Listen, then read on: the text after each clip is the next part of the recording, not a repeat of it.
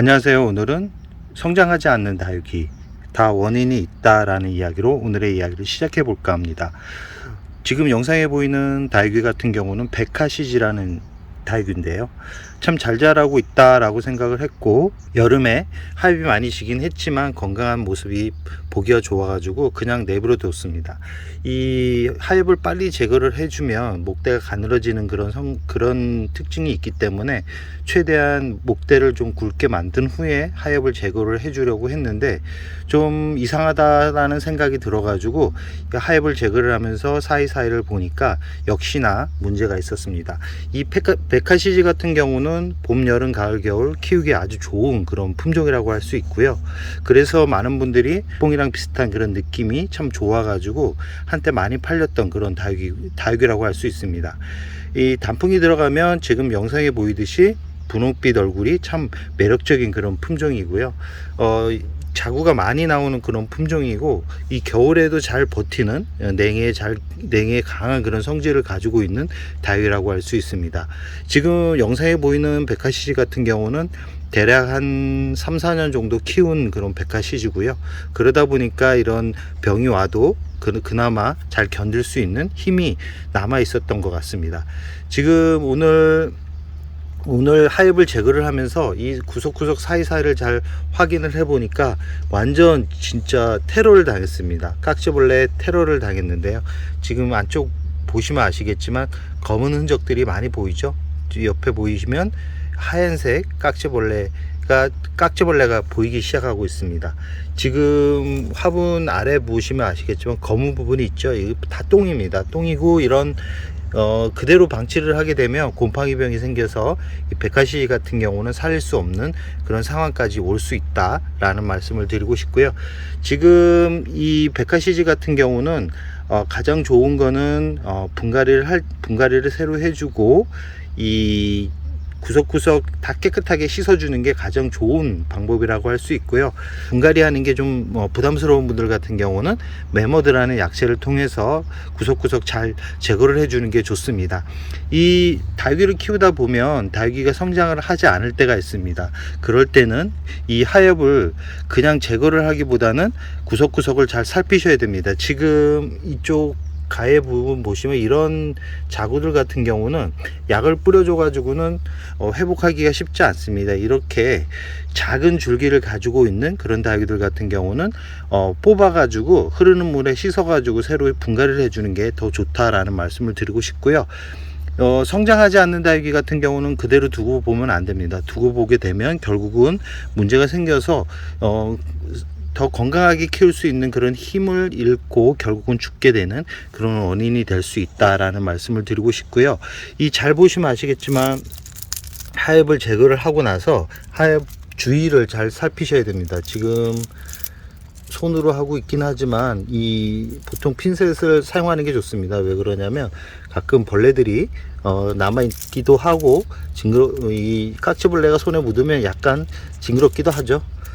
지금 줄기 상태를 잘 보시면 아시겠지만 줄기 상태는 아직까지 문제는 없는데, 이 가끔 줄기가 이렇게 말라 있는 경우가 있습니다. 이 주름이 많이 져 있는 그런 상황까지 올 수 있는 그런 부분이 있기 때문에 특히 이 검은 부분이 있죠. 줄기 부분의 검은 부분은 깨끗하게 씻어주는 게 좋습니다. 그대로 두게 되면 이 곰팡이병이 오거나 이 성장을 하는 데 있어서 이 다육이 줄기가 건강하게 성장하지를 못합니다.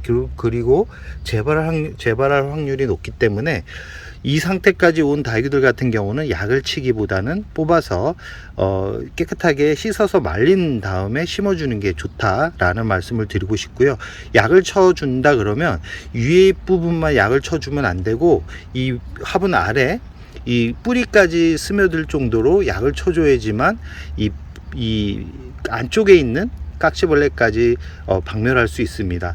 가끔 윗부분만 약을 줄 정도로 약하게 주는 분들이 있는데, 그럴 경우 내성이 생겨가지고 이런 다육이들 같은 경우는 오히려 병이 더 진행되는 경우가 많기 때문에 꼭 약은 3일 간격으로 총 3번은 쳐주셔야 됩니다. 그게 부담스러운 분들, 약해 경험이 있는 분들 같은 경우는 약해 무서워가지고 약을 약하게 연하게 연하게 쳐서 몇 번을 쳐준다 그러면 내성이 생길 확률이 아주 높다라는 말씀을 드리고 싶습니다.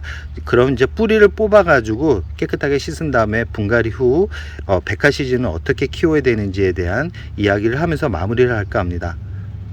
화분에서 분리된 모습이고요. 지금 뿌리를 잘 보니까 이 생각보다 이쪽 부분은 뿌리가 발육이 안 됐죠. 지금 이쪽 부분은 뿌리가 건강하게 성장을 했던 모습이고요. 이쪽 부분 같은 경우는 깍지벌레 공격이 많았던 것 같습니다. 깍지벌레가 많으면 뿌리가 제대로 성장을 못하기 때문에 커다란 성장보다는 자꾸 잎이 줄어가면서 결국은 고사가 되는 경우가 많기 때문에 뿌리를 잘 보시고 나서 화분에서 분리를 하고 나서 꼭 뿌리 상태를 확인하셔야 됩니다. 지금 이쪽 뿌리가 많이 약해진 상태고 전체적으로 안쪽에는 깍지벌레 흔적은 보이지 않는데 이 안쪽까지는 깨끗하게 씻어서 말린 다음에 심어주는 게 좋고요. 이 상태로 지금 보시면 호수로 물을 주었을 때 윗부분만 젖고 아랫부분 이렇게 말라 있는 모습을 볼 수 있습니다. 그렇기 때문에 나이가 있는 다육이들 같은 경우는 저명간수로 물을 주는 게 좋다라는 말씀을 꼭 드리고 싶습니다. 분갈이가 완료된 모습이고요.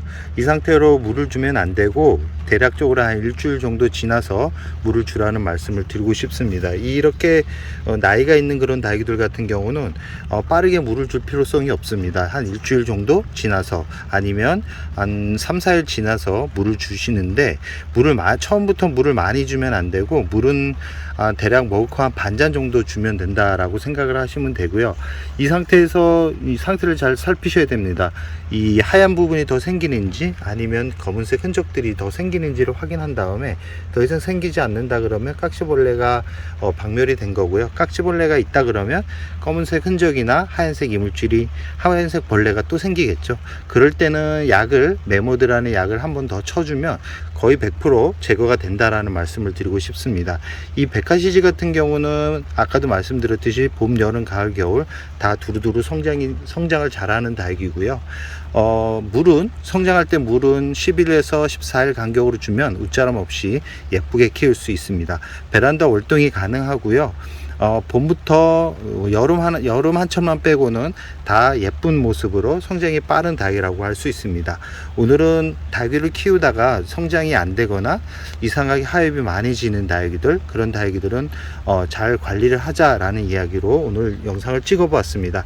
집에서 키우고 있는 다육이가 하엽이 많이 지거나 하엽 부분이 검은색 이물질이 많다 그러면 꼭 확인을 하시기 바랍니다. 그럼 오늘의 영상을 여기서 마무리할까 합니다.